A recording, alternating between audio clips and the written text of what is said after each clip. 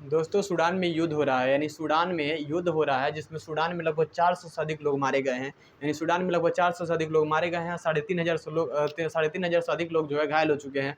यानी सूडान में युद्ध हो रहा है, ये सूडान वाला हिस्सा है।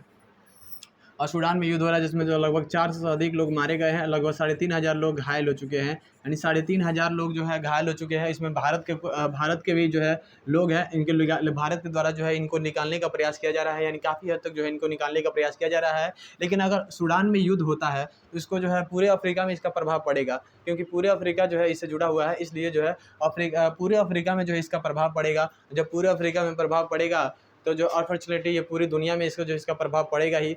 और जो है यह जो लड़ाई हो रहा है, यानी दो लोगों के बीच हो रहा है, यानी दो लोगों के बीच यह जो है लड़ाई हो रहा है। तो क्या कारण है इस लड़ाई के? तो दो लोगों के बीच हो रहा है। जो वहाँ के आर्मी के चीफ हैं, यानी जो सूडान के आर्मी के चीफ हैं, सूडान के जो आर्मी के चीफ हैं, जिनका नाम है तो जो है अब्दुल फतेह अल जो है मुरिया हैं। यानी वहाँ के जो आर्मी हैं, आर्मी चीफ है, जिनका नाम है तो अब्दुल फतेह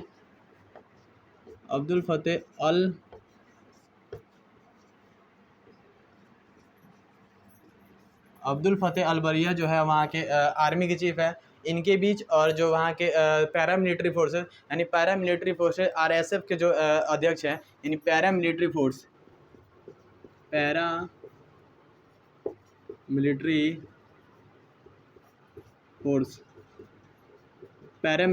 यानी जो है आरएसएफ यानी राइड सपोर्ट फोर्स, यानी राइड सपोर्ट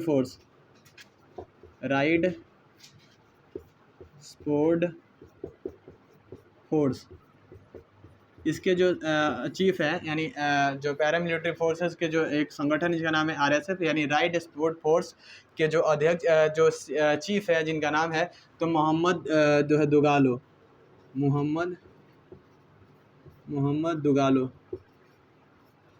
दुगालो। इन दोनों के बीच वर्चस्व की लड़ाई चल रही है। यानी अब्दुल फतेह अल बरिया और ये जो है मोहम्मद दुगालो के बीच युद्ध के जो पैरामिलिट्री फोर्स आर्मी के बीच जो है ये लड़ाई चल रही है कि आखिर जो है कौन बलवान है, यानी किसके पास ज़्यादा ताकत है। इन दोनों के बीच वर्चस्व की लड़ाई चल रही है। यह लड़ाई जो 2021 में जब सूडान में तख्ता पलट हुआ था, यानी जब से जहाँ पर सेना का शासन लागू हुआ है, तब से इन दोनों के बीच वर्चस्व की लड़ाई चल रही है कि आखिर जो है कौन बलवान है, यानी कौन दोनों में से कौन जो है ताकतवर है। और जो आरएसएफ, यानी आरएसएफ का जो उदय हुआ था, यानी आरएसएफ जब बना था तब कब बना था? तो 2013 में बना था। यानी 2013 में जो है आरएसएफ बना था, क्योंकि जो है ये सूडान का ये वाला हिस्सा है तो वो कारफूर है, यानी इससे कहा जाता है कारफूर। ये कारफूर में बहुत ज़्यादा हिंसा हो रही थी, यानी बहुत ज़्यादा हिंसा हो रही थी।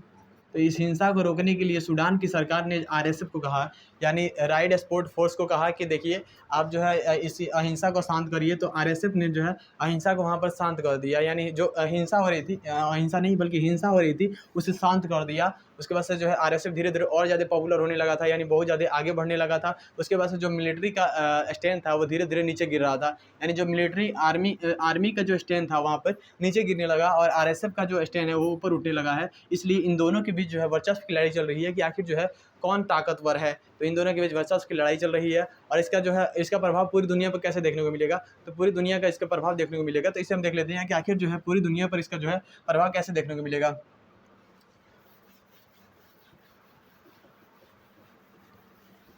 पूरी दुनिया इससे जो है प्रभावित हो सकती है, पूरी दुनिया जो है इससे प्रभावित हो सकती है, क्योंकि ये सूडान वाला हिस्सा है, सूडान है। और सूडान की सीमा जो लगती है वो मिस्र से इसकी सीमा लगती है, यानी मिस्र से इसकी सीमा लगती है, लगभग 7 देशों से इसकी सीमा लगती है। मिस्र से लगती है, लीबिया से लगती है, चांड से लगती है, चांड से इसकी सीमा लगती है। और जो है मध्य अफ्रीका गणराज्य, यानी मध्य अफ्रीका से इसकी सीमा लगती है। और दक्षिणी सूडान से सीमा लगती है इसकी, दक्षिणी सूडान। पहले ये दक्षिणी सूडान और सूडान दोनों एक ही हुआ करते थे, यानी दक्षिणी सूडान और सूडान जो है एक ही हुआ करते थे। लेकिन 2011 में, यानी 2011 में ये दोनों जो है सूडान से दक्षिणी सूडान अलग हो गया। उसके बाद इसकी सीमा लगती है तो इथियोपिया से लगती है, इथियोपिया, इथियोपिया से इसकी सीमा लगती है, और इरिट्रिया से इसकी सीमा लगती है, इरिट्रिया से इसकी सीमा लगती है। यानी लगभग 7 देशों से इसकी सीमा लगती है। और यहाँ से एक नदी आती है, तो विक्टोरिया हिल से एक नदी आती है, तो ये वाइट नील नदी आती है, वाइट नील नदी आती है। और इथियोपिया के लेक टेंगा से एक नदी आती है जिसका नाम होता है ब्लू नील नदी। और वाइट नील नदी और ब्लू नील नदी जाकर जो है सूडान की राजधानी खार्तूम, खार्तूम खार्तूम में आकर मिल जाती है, और यहाँ से जो है नील नदी बन जाती है। और नील नदी मिस्र से होते हुए भूमध्य सागर में जाकर गिर जाती है। यानी ये वाला जो सागर है, भूमध्य सागर, भूमध्य सागर, भूमध्य सागर में जाकर गिर जाती है। और यहाँ से एक नदी आती है ब्लू नील नदी, यहाँ से आती है वाइट नील नदी, और दोनों आकर सूडान की राजधानी खार्तूम में मिलने के बाद से नील नदी का निर्माण हो जाता है। लेकिन इससे पूरी दुनिया इसलिए प्रभावित हो सकती है क्योंकि जो मिस्र है, तो अगर मिस्र को ये डर है कि अगर जो सूडान में युद्ध होता है तो सूडान जो है यहाँ से पानी को ब्लॉकेज कर सकता है, यानी पानी को, जो नील नदी के पानी को ब्लॉक कर देगा। इसके कारण से जो मिस्र को जो है काफ़ी, मिस्र में जो है काफ़ी हद तक जो है मिस्र प्रभावित होगा। और जब मिस्र प्रभावित होगा तो और ये वाला जो इथियोपिया है, इथियोपिया के लेक टेंगा से एक नदी निकलती है, ब्लू नील नदी। और कहा जा रहा है कि इथियोपिया जो है यहाँ पर एक बहुत बड़ा डैम बना रहा है, यानी बहुत बड़ा बांध बना रहा है, जिसका नाम है ग्रेट इथियोपिया रिजर्व डैम बना रहा है, जिसका हमेशा से जो है मिस्र और जो है मिस्र जो इथियोपिया जो है, मिस्र और सूडान जो है हमेशा इथियोपिया का इसका विरोध, इथियोपिया का इस पर विरोध करते हैं, क्योंकि जो है अगर यहाँ पर डैम बना लेगा तो पानी नहीं जाएगा। इसलिए जो है मिस्र और सूडान जो है इथियोपिया का इसका विरोध करते हैं। तो ये यहाँ पर भी जो है प्रभाव पड़ेगा। उसके बाद से जो ये कारफूर वाला जो हिस्सा है, यानी कारफूर में भी जो है विद्रोह देखने को मिलेगा, यानी युद्ध देखने को मिलेगा। जब कारफूर में युद्ध देखने को मिलेगा तो इससे चांद प्रभावित होगा, लीबिया प्रभावित होगा, चांद प्रभावित होगा, मध्य अफ्रीका गणराज्य सब प्रभावित होंगे। और जब ये सब प्रभावित होंगे तो भारत में भी जो है पूरी दुनिया जो है इससे प्रभावित हो सकती है।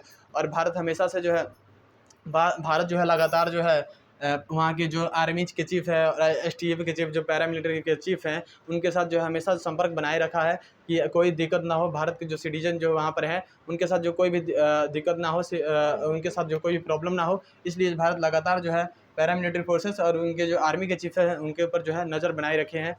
और देखना होगा कि आगे क्या होता है, कि कैसे ये युद्ध शांत होता है। मिलते हैं अगले वीडियो में, तब तक के लिए जय हिंद।